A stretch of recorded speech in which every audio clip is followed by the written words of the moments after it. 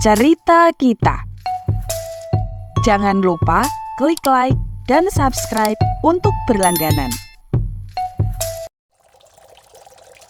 Halo teman-teman, berjumpa kembali dalam cerita kita. Kali ini cerita kita akan menyajikan sebuah kisah yang berjudul Kecoa dan Semut. Pagi itu, di sebuah dapur, ada seekor semut merah yang sedang berusaha keras menarik sepotong roti sisa. Si semut tampak berjuang menarik roti yang ukurannya 5 kali lipat lebih besar dari badannya itu. Berat banget nih roti. Aku pasti bisa membawanya. Aku harus bisa.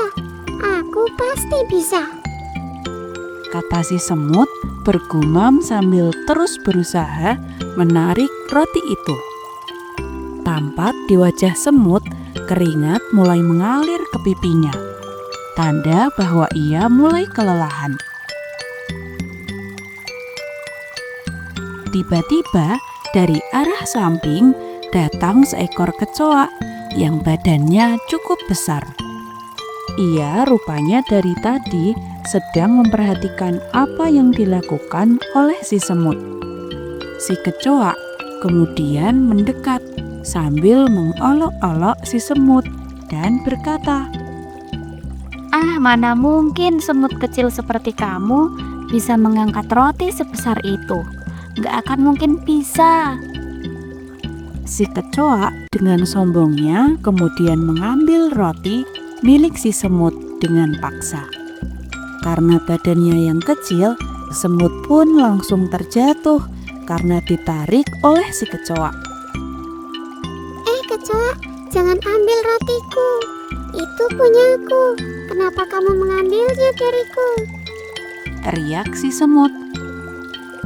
Aku saja deh yang makan roti ini. Kamu semut kecil gak akan bisa membawanya. Biar aku saja yang makan. Pasti enak banget nih roti, jawab si kecoa tanpa rasa bersalah. Melihat hal itu, semut tampak sedih karena perbuatan jahat yang dilakukan oleh kecoa. Namun, apa mau dikata, badan yang besar dari si kecoa membuat ia tidak bisa berbuat apa-apa. Semut pun hanya bisa pasrah meratapi nasib dengan kehilangan roti yang akan menjadi makanannya itu. 3 hari kemudian, setelah kejadian itu, ada seorang manusia sedang mengejar si kecoa yang sombong tadi.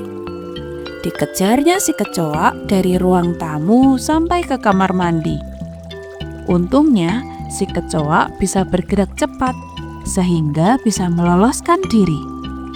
Akan tetapi, ketika sampai di pojok dapur, si kecoa terpeleset sehingga tidak bisa membalikkan badannya sendiri. Badannya terbalik telentang dan tidak bisa bergerak untuk kembali melepaskan diri. Tolong aku. Tolong, aku tidak bisa membalikkan badanku. Tolong aku tidak bisa bangun. Si semut melihat dari kejauhan peristiwa itu.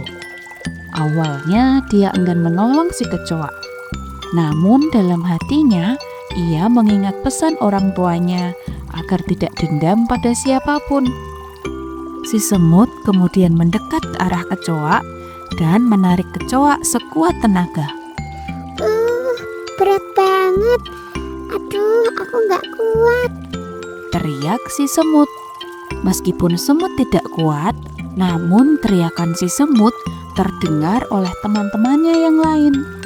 Kemudian segerombolan semut datang menghampirinya. Setelah menanyakan tentang apa yang terjadi, segerombolan semut itu pun membantu menolong kecoa yang sedang tidak berdaya itu dengan menghitung bersama-sama sambil berteriak. 1, 2, 3. Ya! Teriak segerombolan semut riuh menolong kecoa. Akhirnya, setelah usaha para semut, si kecoa bisa bangkit karena pertolongan si semut dan teman-temannya itu. Wah, terima kasih semut. Kau baik sekali. Aku berbuat jahat padamu, tapi kamu membalasku dengan kebaikan. Sungguh mulia sekali hatimu. Aku mohon maaf ya atas kesalahanku. Kecoa berkata dengan sedih sambil menyesali perbuatan jahatnya dengan si semut. Tidak apa-apa, aku sudah memaafkanmu sebelum kamu meminta maaf. Ibu dan ayahku mengajarkan agar aku tidak dendam pada siapapun. Yang penting, sekarang kamu jangan pernah jahat lagi ya. Ujar si semut. Kecoa pun mengerti, dan mulai saat itu kecoa tidak pernah jahat lagi, bahkan selalu berbagi makanan dengan para semut. Nah, dari dongeng ini kita bisa mengambil pesan moral bahwa jangan menjadi orang yang jahat, karena itu tidaklah baik. Selalu berbuat baiklah kepada siapapun, dan jangan pernah memiliki rasa dendam dan harus saling tolong-menolong. Nah teman-teman, itulah tadi cerita dongeng untuk kali ini. Sebelum videonya berakhir, pastikan kalian sudah menekan tombol like dan tombol subscribe ya, agar kita masih bisa bertemu kembali dalam video-video yang akan datang. Sekian dulu untuk cerita kita kali ini. Terima kasih sudah menonton. Sampai jumpa lagi.